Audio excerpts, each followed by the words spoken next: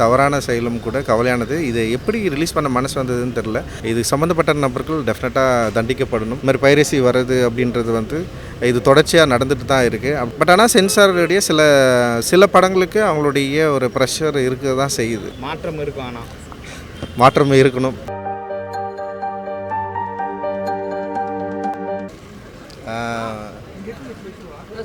ஒவ்வொரு வருஷமும் Dalit history month Baba அம்பேத்கருடைய பிறந்தநாளை ஒட்டி ஏப்ரல் மாதத்தில் வந்து கொண்டாடுறோம். அந்த கொண்டாட்டின் விளைவாக வானம் ஃபெஸ்டிவல் நடத்துகிறோம். வானம் ஃபெஸ்டிவலில் எப்படின்னா ஒரு ஹிஸ்டாரிக்கல் எக்ஸிபிஷன் ஸ்டார்ட் பண்ணியிருக்கோம். ஏப்ரல் 4th ஸ்டார்ட் பண்ணோம். அண்ட் அதுக்கப்புறம் பிகேஆர்சி ஃபிலிம் ஃபெஸ்டிவல் இப்போ நடத்திருக்கோம். கிட்டத்தட்ட ஒரு 500க்கும் மேற்பட்ட திரைப்படங்கள் பங்கு பெற்றது. அதில் நிறைய பேர் அதில் வந்து முக்கியமான திரைப்படங்களுக்கு future film and documentaries and short film, அப்புறம் ஷார்ட் டாக்குமெண்ட்ரிஸ் அப்படின்னு சொல்லிட்டு 4 கேட்டகரியில் வந்து விருதுகள் இப்போ தான் வந்து அறிவித்தோம். அண்ட் விருதுகள் வாங்கியிருக்காங்க. அண்ட் இந்த 5 days பிகேஆர்சி ஃபிலிம் ஃபெஸ்டிவல் ரொம்ப முக்கியமான ஒரு திரைப்படங்களை திரையிட்டு பெரிய டிஸ்கஷனும் வந்து நடந்தது. அண்ட் ரொம்ப சக்ஸஸ்ஃபுல்லாக நடந்து முடிஞ்சிருக்கு. அண்ட் இன்றைக்கி லலித் கலா அகாடமியில் ஃபோட்டோகிராஃபி எக்ஸிபிஷன் மற்றும் பெயிண்டிங் எக்ஸிபிஷன் 2 வந்து இப்போ வந்து ஸ்டார்ட் பண்ணுறோம். இது இல்லாமல் வேர்சொல் தலித் லிட்ரேச்சர் நிகழ்வும் இருக்குது. அண்ட் தம்மா ப்ளே நிகழ்வும் இருக்குது. ஸோ இந்த மாதம் முழுக்க பாபா அம்பேத்கர் பிறந்தநாளை ஒட்டி சமூக மாற்றத்தை நோக்கி கருத்துள்ள கலைப்படைப்புகளை கலைஞர்களை ஒன்றிணைச்சு நிகழ்வுகளை வந்து தொடர்ந்து நடத்திட்டுருக்குறோம். அண்ட் அது வெற்றிகரமாக நடந்துகிட்ருக்கு. கூகை திரைப்பட இயக்கம் மூலமாக வருஷத்துக்கு ஒரு 4 திரைப்படங்களை தயாரிக்கலான்னு முடிவு பண்ணியிருக்கோம். அந்த ஒரு கமர்ஷியல் ஸ்பேஸ்லையும் ஆர்ட் ஸ்பேஸ்லையும் 2த்தையும் இணைஞ்சி தான் அந்த திரைப்படங்கள் இருக்கும். ஃபியூச்சரில் இந்த திரைப்படம் தான். அது 4 படங்களை தயாரிக்கலான்னு சொல்லிட்டு முடிவு செஞ்சுருக்கோம். அதோடு சேர்ந்து டாக்குமெண்ட்ரிஸ் ஃபிலிம்ஸும் ஷார்ட் ஃபிலிம்ஸும் வந்து ப்ரொடியூஸ் பண்ணலான்ற ஒரு எண்ணமும் இருக்குது. ஸோ அதை இந்த வருஷம் வந்து அனௌன்ஸ் பண்ணியிருக்கோம். இப்போ நெக்ஸ்ட் இயர் மேபி ஃபிலிம் ஃபெஸ்டிவலில் கூகை நாங்கள் தயாரித்த திரைப்படங்கள் நிச்சயமாக ஸ்க்ரீன் பண்ணப்படும் அப்படின்னு நான் எதிர்பார்க்குறேன். இந்த மாதிரியான ஈவெண்ட் மட்டும் இந்த மாதிரியான பிளேஸில் இந்த சென்னை போன்ற நகரங்கள் தான் வருது. சவுத் சைடில் ஃபுல்லாக வரமாட்டுது. இந்த மாதிரி சவுத் சைடில் வந்து இன்னும் கொஞ்சம் இம்பேக்ட் அதிகமாக இருக்கும். இது முதல்ல வந்து இப்போ பரிச்சார்த்த முறையில் ஒரு எக்ஸ்பெரிமெண்ட்டாக தான் நாங்கள் இங்கே ஸ்டார்ட் பண்ணியிருக்கோம். மேபி இதுக்கு கிடைக்கிற வரவேற்பை பொறுத்து மற்ற நகரங்களில் மதுரை மாதிரியான ஒரு துணை நகரங்களுக்கு நிச்சயமாக இது பரவும் அப்படின்னு நம்புகிறோம். நிறைய பேர் அங்கேயும் கேட்டுட்ருக்காங்க. வாய்ப்பு உள்ளப்போ நிச்சயமாக அங்கேயும் ஸ்டார்ட் பண்ணுவோம் கூடிய சீக்கிரத்தில். ரொம்ப கவலையானது, ரொம்ப உண்மையிலேயே தவறான செயலும் கூட கவலையானது. இதை எப்படி ரிலீஸ் பண்ண மனசு வந்ததுன்னு தெரில. ஏன்னா பல கோடி ரூபாய் பணம் மட்டும் இல்லை, ஆர்டிஸ்டோட உழைப்பு இருக்குது, கலைஞர்களுடைய ஒரு ஏக்கம் இருக்குது. ஸோ இதை இப்படி ரிலீஸ் பண்ணது அண்ட் இது ஷேர் ஆகிட்டு இருக்கிறது, அதை தடுக்க முடியாமல் நம்ம இருக்கிறது அப்படின்றதே வந்து ரொம்ப கவலைக்குள்ள விஷயமா இருக்குது. இது சம்மந்தப்பட்ட நபர்கள் டெஃபினட்டாக தண்டிக்கப்படணும். அவங்க சட்டத்தின் முன்பு நிறுத்தப்படணும். இதுக்கான ஒரு நீதி கிடைக்கணும் அப்படின்ற எல்லா திரைப்பட ஆர்வலர் போல் எனக்கும் ஒரு பெரிய ஆர்வமும் ஆதங்கமும் இருக்குது. நிச்சயமாக அதுக்கு பதில் கிடைக்கணும் அப்படின்னு நான் ஒவ்வொரு டைமும் வந்து எலெக்ஷனில் எல்லாம் வராங்க, பொறுப்பில் வராங்க சினிமாவில். இந்த பைரசியை ஒழிக்கணும்னு சொல்கிறாங்க தவிர அதுக்காக இன்னும் ஒரு ஸ்ட்ராங்கான ஸ்டெப்ஸ் எடுத்ததாக தெரியலையே. பட் ஆனால் பைரசியை ஒழிக்கிறது வந்து ரொம்ப அது வாய்ப்பு இல்லை அப்படின்னு எனக்கு தோணுது.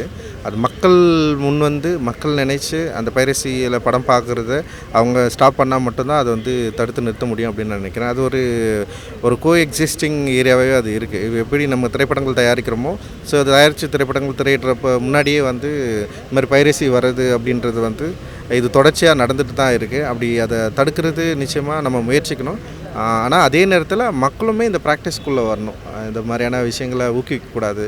இப்படி ஒரு பைரேட்டட் ஏதாவது பைரசி இருந்ததுன்னா அதை நம்ம பார்க்கக்கூடாது, அதை அவாய்ட் பண்ணணும். ஸோ அப்படி அவாய்ட் பண்ணுறப்போ அதோட ஆர்வம் குறையிறப்போ இது மாற்றம் நிகழும் அப்படின்னு நான் நினைக்கிறேன். ஜென்சியோட ஓட் பேங்க் வந்து இப்போ வந்து நாளுக்கு நாள் வந்து அவங்க நீங்கள் சொன்ன மாதிரி தான் ஸ்டூடெண்ட்ஸ் வந்து அரசியலுக்குள்ளே வந்துட்டே இருக்கிறாங்க, அரசியல் பற்றி பேசுகிறாங்க.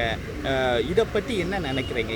இந்த இதில் வந்து மாற்றம் இருக்குமா? நிச்சயமாக மாற்றம் இருக்கும். ஏன்னா அதாவது இது இப்போ வந்து கட்சி சார்பற்று யோசிக்கிற யங்ஸ்டர்ஸ் நிறைய பேர் உருவாகிருக்காங்க.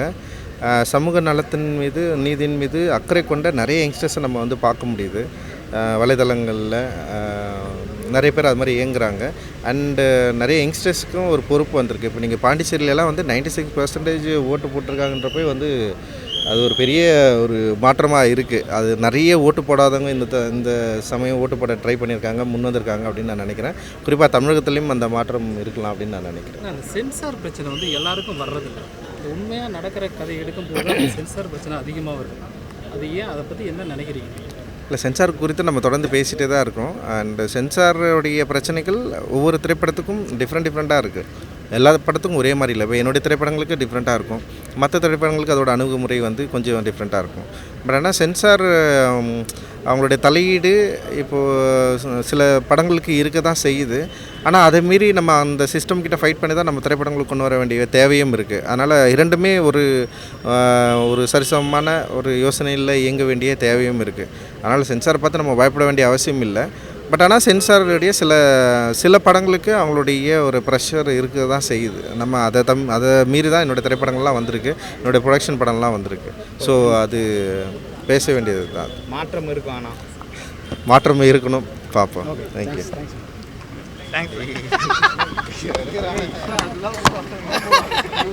நீலம் பண்பாட்டு மையத்தின் நிறுவனர் இயக்குனர் ப. ரஞ்சித் அவர்களை அன்போடு பேச அழைக்கிறேன்.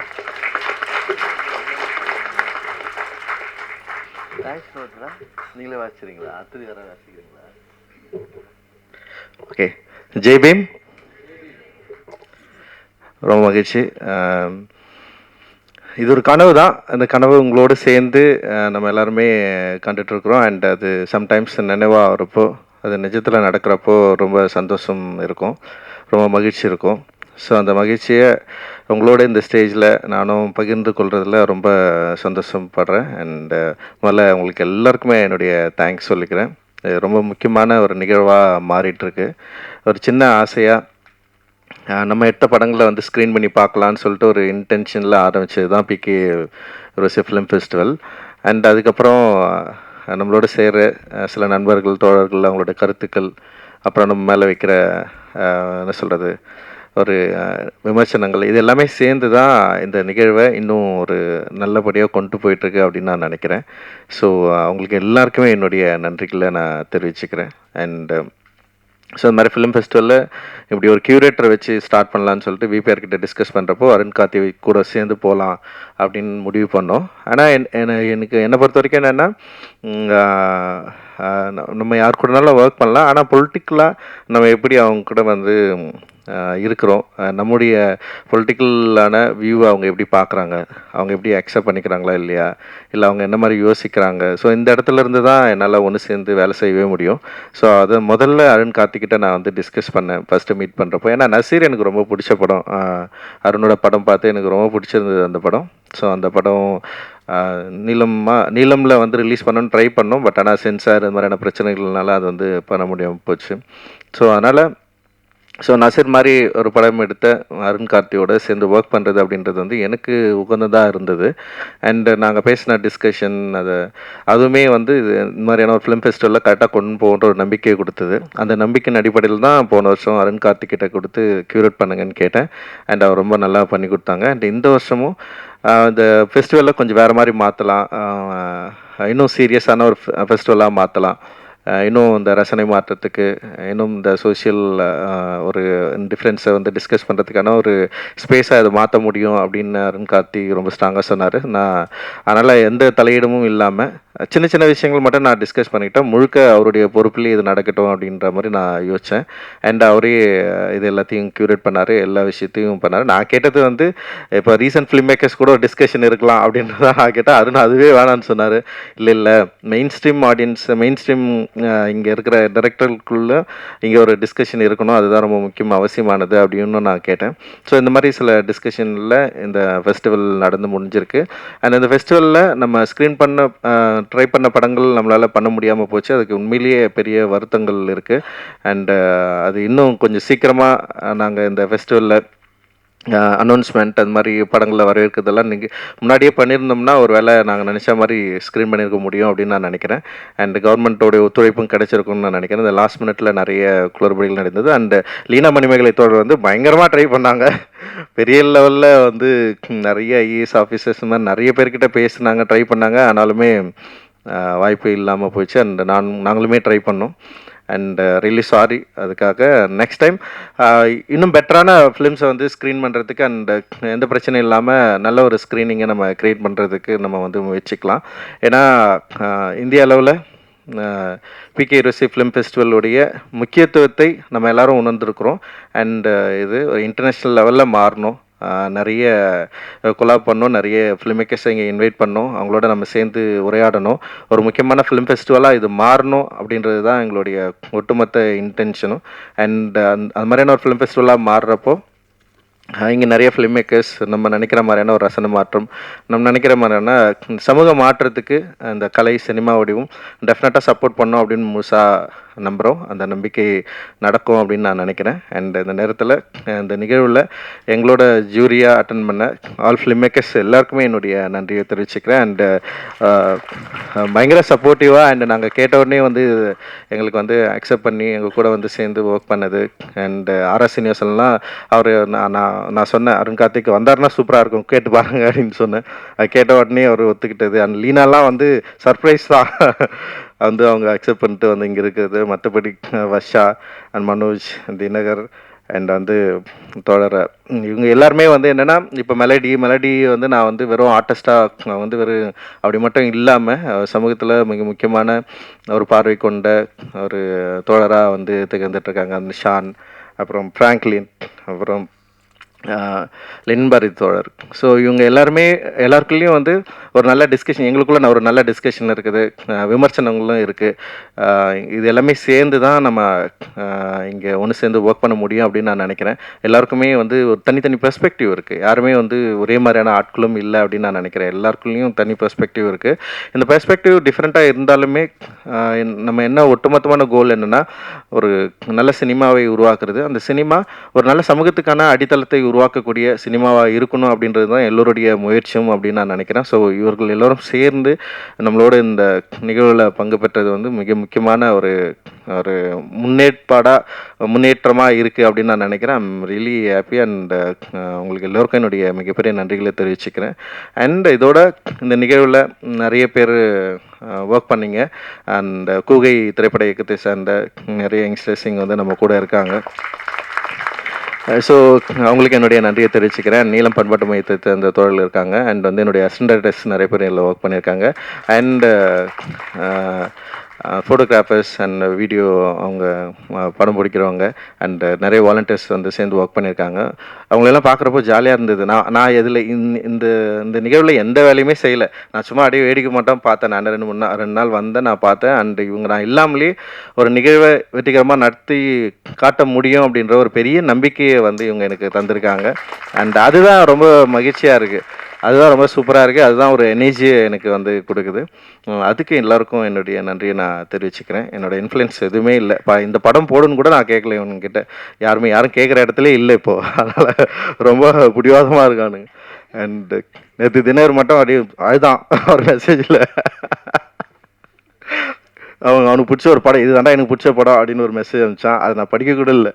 ஒரு பேர். ஸோ என்னோடய இன்ஃப்ளூயன்ஸ் இதுக்குள்ளே இருக்கக்கூடாது அப்படின்னு நினைக்கிறேன். ஆனால் என்னோடய இன்ஃப்ளூயன்ஸ் என்னென்னா நம்ம நினைக்கிற கருத்தியலுக்கு எதிராக மட்டும் இருந்துடக்கூடாது அப்படின்னு நான் நினைக்கிறேன். அண்ட் அந்த கருத்தியலோடு ஒத்து போகக்கூடிய அனைத்து பெர்ஸ்பெக்டிவ்லும் வரவேற்கப்படுகிறது. எல்லோரும் சேர்ந்து தான் நம்ம இது இருக்கணும் அப்படின்ற ஒரு எண்ணத்தை இந்த ஃபெஸ்டிவல் டெஃபினட்டாக உருவாக்கியிருக்கு அப்படின்னு நான் நினைக்கிறேன். வருங்காலங்களில் இன்னும் பெரிய ஃபெஸ்டிவலாக மாறணும் அப்படின்றது நம்மளுடைய எல்லோருடைய விருப்பம். அண்ட் இந்த ஃபெஸ்டிவலுக்கு நம்ம கூட உறுதுணையாக இருந்த அசீஸ் பிரேம்ஜி நிறுவனத்தின் ஆர்ட் அண்ட் கல்ச்சர் பார்த்துருக்கிற திரு நாராயணமூர்த்தி அவர்களுக்கு என்னுடைய மிகப்பெரிய நன்றிகளை நான் தெரிவிச்சுக்கிறேன். ரீசன்ட் டைமில் நான் மீட் பண்ணேன். பொதுவாக வந்து என்னுடைய மீட்டிங் இப்போ பொருளாதாரம் சார்ந்தில் வந்து நம்ம பண்ணுற ஒர்க் சார்ந்தில் வந்து நம்முடைய கருத்தியல் அடிப்படையில் நிறைய பேர் நம்ம வந்து மீட் பண்ணுவோம். ஸோ நான் பண்ணுற ஒர்க்கை வேல்யூ பண்ணி இது ரொம்ப முக்கியமான ஒர்க் அப்படின்னு நினச்சி ஒரு பெரிய ஒரு நிறுவனத்திலிருந்து ஒரு அழைப்பு வந்து என்னை மீட் பண்ணி அண்ட் நம்மளோட சேர்ந்து ஒர்க் பண்ணலாம் அப்படின்னு ஒரு திறந்த மனதோடு குறிப்பாக மார்கழி மக்கள் இசையிலையும் அவங்க நம்ம கூட சப்போர்ட் பண்ணாங்க. அண்ட் இப்போது கூகை ஃபெஸ்டிவல் அண்ட் ஃபோட்டோகிராஃபி எக்ஸிபிஷனுக்கு வந்து ஒரு பெரிய அளவு சப்போர்ட் பண்ணியிருக்காங்க. அண்ட் அவங்களுக்கு வந்து மிகப்பெரிய நன்றியை நான் தெரிவிச்சுக்கிறேன். அண்ட் இதோடு மட்டும் இல்லாமல் நாங்கள் என்ன பிளான் பண்ணியிருக்கிறோன்னா கூகை திரைப்பட இயக்கத்தின் மூலமாக வருஷத்துக்கு ஒரு 4 படம் வந்து எடுக்கலாம் அப்படின்னு வந்து முடிவு பண்ணியிருக்கோம்.